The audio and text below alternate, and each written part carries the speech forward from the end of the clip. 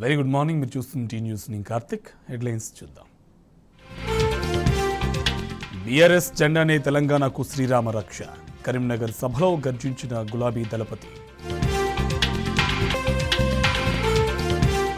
నేను కుర్చీలో ఉంటే పంటలు ఎండునా, కాంగ్రెస్తో కిరికిరినన్న కేసీఆర్.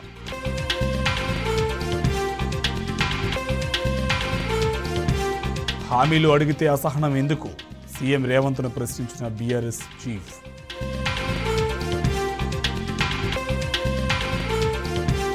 బీఆర్ఎస్ శ్రేణుల్లో కొత్త ఉత్సాహం. కరీంనగర్ కథన భేరీ గ్రాండ్ సక్సెస్.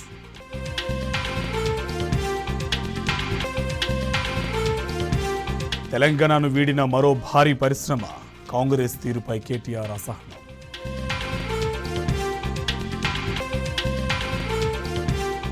ఇవాళ ఎమ్మెల్సీ కవిత జన్మదినం. అర్ధరాత్రి అభిమానుల సంబురాలు.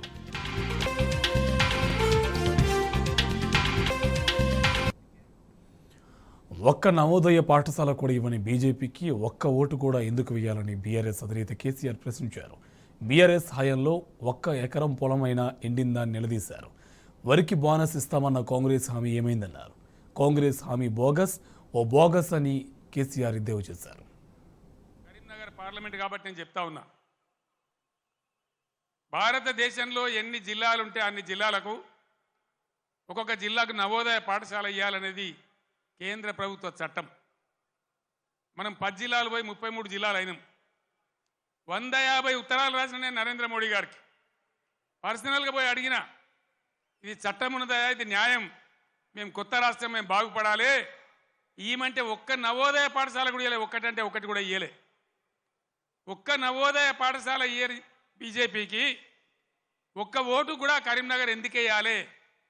ఇవాళ దయచేసి ఆలోచన చేయాలి. దేశవ్యాప్తంగా 157 మెడికల్ కాలేజీలు పెడితే ఒక్క మెడికల్ కాలేజీ కూడా మన తెలంగాణకి ఇయ్యలే. 100 సార్లు అడిగితే కూడా. మరి ఒక్క నవోదయ పాఠశాల ఇవ్వని, ఒక్క మెడికల్ కళాశాల ఇవ్వని బీజేపీకి ఎందుకు ఓటేయాలి? బండి సంజయ్ ఇక్కడ ఎంపీ ఏం చేసినట్టు మీరు దయచేసి ఆలోచన చేయాలి. 5 రూపాయల పని చేసినరా? 5 రూపాయలు ఏమన్నా 10 రూపాయల పని జరిగిందా? అసలు బండి సంజయ్కు వినోద్ కుమార్కు పోలిక ఉన్నదా? దయచేసి మీరు ఓటు పోసే ముందు ఆలోచించాలని కోరుతా ఉన్నా. ఎటువంటి వాడు మన ఎంపీగా ఉంటే మనకు లాభం అవుతుంది? నిజాయితీగా ఉండి నా ఎంబడి నిజాయితీగా ఆశాంతం ఉద్యమ పొడుగున ఏనాడు కూడా మడమ తిప్పకుండా పనిచేసిన నాయకుడు వినోద్ కుమార్. నిజాయితీకి మారుపేరుగా ఉన్న వ్యక్తి వినోద్ కుమార్. ఏ జిల్లా ప్రజలైతే తనను ఎంపీ గెలిపించిండ్రో వాళ్ళ కోసం అన్ని రకాలుగా ముఖ్యమంత్రిగా నాతోని కానీ కేంద్రంతో కానీ కొట్లాడి ఈ ప్రాంతానికి పనులు కానీ డబ్బులు కానీ నిధులు కానీ రాబట్టడానికి అన్ని విధాలా పనిచేసిన వ్యక్తి వినోద్ కుమార్. దయచేసి ఆలోచన చేయాలి. కేసీఆర్ ఉన్నాడు, ఒక ఎకరం పొలం ఎండిందా? మరి ఇవాళ ఏం బీమారి వచ్చింది? ఈ బీమారి ఇట్లనే ఉండానా? మళ్ళా తెలంగాణ ఆత్మహత్యలు రావన్నా? మేము ఏం చేసినా ఒక పథకం ప్రకారం చేసినాం, ఒక సిస్టమ్ ప్రకారం చేసినాం. తెలంగాణలో వ్యవసాయ స్థిరీకరణ జరగాలని వ్యవసాయ పాలసీ పెట్టుకున్నాం. నాకు ఎవరు దరఖాస్తు చేయలే, దండం పెట్టలే, ఎవరు ధర్నా చేయలే. రైతు బంధు తెచ్చినాం. దేశంలో ఏ రైతు నాయకుడు తేలే. చరణ్ సింగ్, దేవిలాలు, మహారాష్ట్రలో వసంత్ దాదా పాటిల్, చాలామంది రైతు బిడ్డలు ముఖ్యమంత్రులు అయినారు. కానీ వాళ్ళు ఎవరు పెట్టలే. ఇండియాలోనే మొట్టమొదటిసారిగా రైతు బంధు అనే పథకం పేరు పెట్టి స్టార్ట్ చేసిందే కేసీఆర్ ప్రభుత్వం కాదా? మీరు ఆలోచించాలని నేను కోరుతా ఉన్నా. రైతు బీమా, రైతు చచ్చిపోతే అడిగే దిక్కు లేకుండే. రైతు ఏ గుంట భూమి ఉన్న రైతు చనిపోయినా 5 లక్షల రూపాయల బీమా తెచ్చిపెట్టినాం. ఇలా దాని గురించి వివరం లేదు. ఏ విధంగా పరిశ్రమలు వచ్చినాయి, ఏ విధంగా ఐటీ వచ్చింది, ఏ విధంగా రాష్ట్ర జిఎస్డిపి పెరిగింది, ఏ విధంగా రాష్ట్ర పర్ క్యాపిటా పెరిగింది.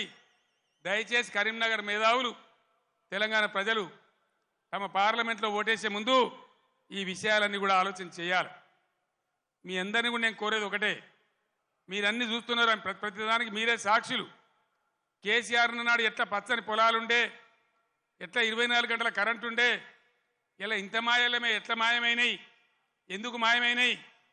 ఈ అసమర్థ కాంగ్రెస్ పాలకులు బోగస్ మాటలు చెప్పిండ్రు. రైతులకు బోనస్ ఇస్తామన్నారు. మొన్న వానకాలం పంట బోనస్ ఇచ్చిండ్రా? ఇప్పుడు యాసంగి గురించి ఇస్తామని చెప్తున్నారా? అంటే బోనస్ బోగస్ అయిపోయింది.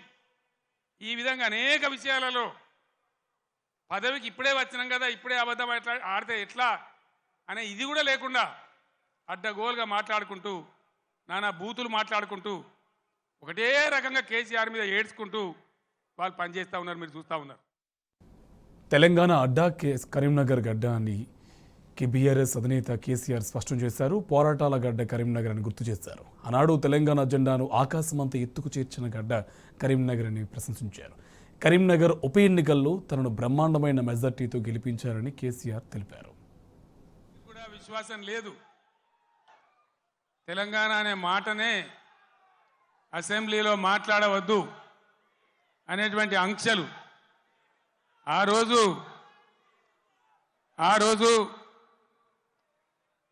నాకున్న పదవులన్నీ ఇసిరి వాళ్ళ ముఖాన పడేసి తెలంగాణ ఖచ్చితంగా నిలబడాలి, కలబడాలి, సొంత రాష్ట్రం కావాలి, అయితే తప్ప దిక్కులేదని ఒక్కనిగా ఒక సైన్యంగా నాతో పాటు పిడికడి మందితో జై తెలంగాణ అని బయలుదేరినాం. హైదరాబాద్లో చర్చోపచర్చలు, ఎక్కడికి పోవాలి, ఏం చేయాలి, మీటింగ్ స్టార్ట్ చేయాలి, ప్రజల్లోకి పోవాలి, ఇది ప్రజా గర్జన కావాలి, బ్రహ్మాండమైనటువంటి చైతన్యవంతులైన ప్రజలున్న జిల్లా కరీంనగర్ జిల్లా. ఇది పోరాటాల గడ్డ.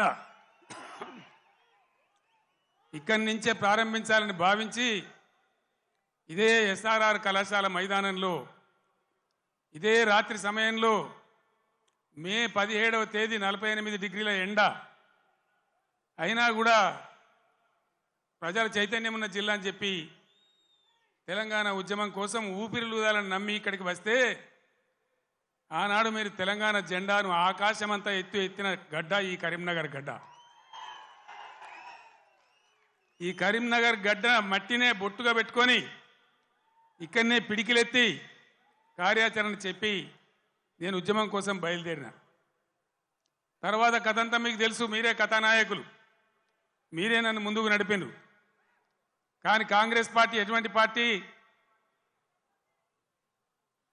నువ్వెక్కడిదివా, మాతో నువ్వు గెలిచినావు కేసీఆర్, అసలు నీకు లెక్కేంది, నీ బిషాదేంది అని మాట్లాడితే ఆనాడున్న కేంద్ర మంత్రి పదవిని ఎంపీని కూడా నేలకేసి కొట్టి రారా నా కొడుక కరీంనగర్ కన్నా నేను మళ్ళీ ఇక్కడికి వచ్చిన.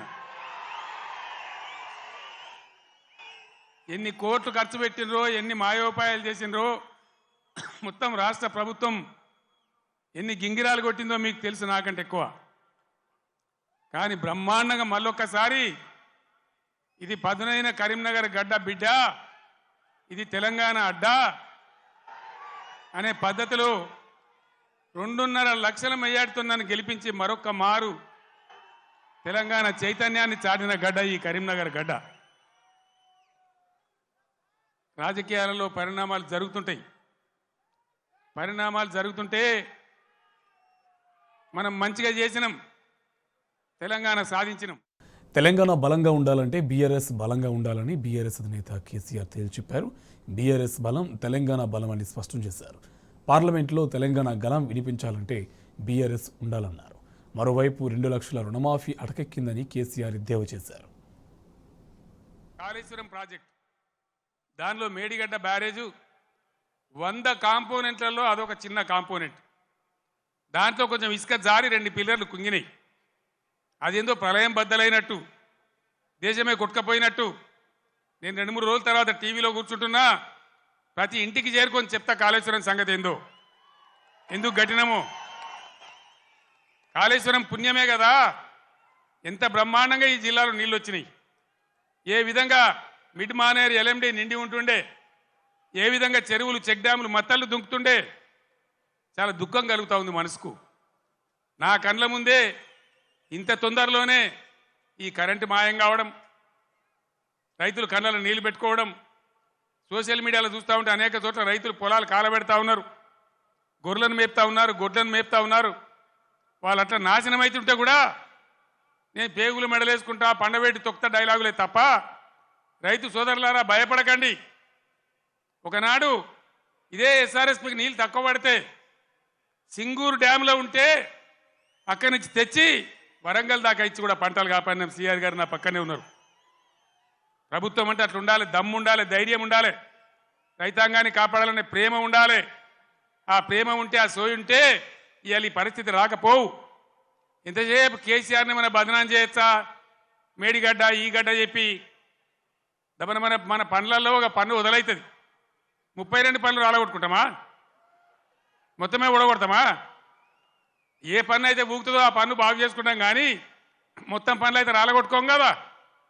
ఒక 2 పిల్లర్లు, మొత్తం 300 పిల్లర్లు ఉంటాయి కాళేశ్వరంలో. అలా కలిసే నదుల మీద, ఉపనదుల మీద, మెయిన్ గోదావరి మీద 300 పైచిలకు పిల్లర్లు ఉండేటువంటి కాళేశ్వరం ప్రాజెక్టులో 2 పిల్లర్లు కుంగిపోయినాయని, అది భారతదేశమే మునిగిపోతున్నంత బొబ్బ చేసి కేసీఆర్ మీద బదనాం పెట్టాలనే పద్ధతిలో ఇలా చిల్లర రాజకీయం చేస్తూ ఉన్నారు తప్ప, మరి రైతుల మంచినీళ్ళు ఇలా మార్చి 10, 12కే ఇట్లా ఉంటే రేపు ఏప్రిల్, మే నెలలో ఏం కావాలి? మన గతి ఏం కాబోతా ఉన్నది? ఏం జరగబోతా ఉంది? అందుకే ఇవాళ మళ్ళీ మీరు తప్పిపోయి, దయచేసి నాయకులు, కార్యకర్తలు మీరందరూ కూడా వినోద్ గారు కోరినట్టు గ్రామాలలో చర్చ పెట్టాలి.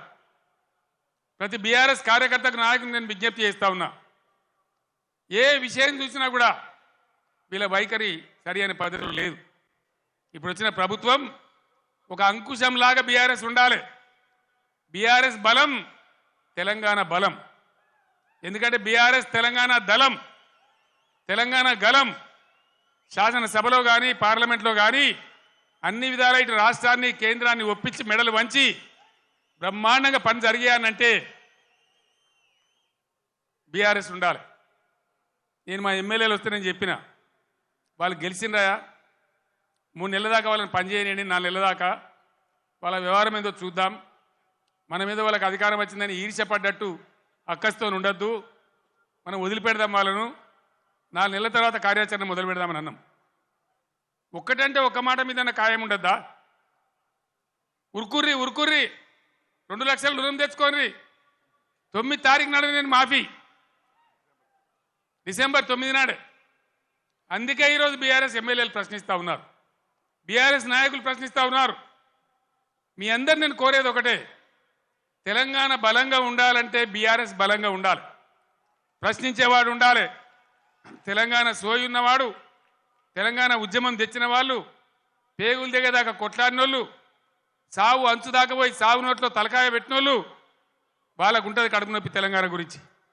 కాబట్టి నేను తెలంగాణ యావత్తు ప్రజానీకాన్ని కోరుతా ఉన్నా, నా మాటల్ని మీరు దయచేసి ఆలోచన చేయండి. ఈరోజు ప్రభుత్వం నడిపే విధానం చూడండి, మేము ఉన్నప్పుడు ఎంత గౌరవంగా నడిపినామో చూడండి, ఎన్ని రకాల స్కీములు తెచ్చి ప్రజల్ని ఎట్లా కడుపులో పెట్టుకున్నామో చూడండి. కరీంనగర్ కథన భేరీ సభ దిగ్విజయమైంది. ప్రజలను మోసం చేసి కాంగ్రెస్ గెలిచిందని కేసీఆర్ మండిపడ్డారు. కాంగ్రెస్ నేతల మాయమాటలను ప్రజలు నమ్మొద్దన్నారు. సీఎం రేవంత్ రెడ్డిపై బీఆర్ఎస్ అధినేత కేసీఆర్ నిప్పులు చెరిగారు. గ్యారంటీల గురించి అడిగితే ముఖ్యమంత్రికి ఎందుకంత అసహనమని ప్రశ్నించారు. మానా బాంబులు అవుతామని సీఎం చెప్పడం ఏంటని నిలదీశారు. రైతు బంధు అడిగితే చెప్పుతో కొడతామని ఓ మంత్రి నోరు పారేసుకోవడం ఏంటని ఆగ్రహం వ్యక్తం చేశారు. ప్రజలు మోసపోయి కాంగ్రెస్ను గెలిపించారని తేల్చి చెప్పారు. 420 హామీలతో హస్తం పార్టీ అధికారంలోకి వచ్చిందని దుయ్యబట్టారు.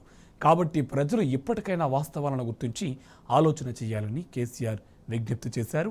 కరీంనగర్ ఎంపీగా వినోద్ను గెలిపించి కరీంనగర్ గడ్డపై గులాబీ జెండా ఎగురవేయాలని ప్రజలకు కేసీఆర్ పిలుపునిచ్చారు.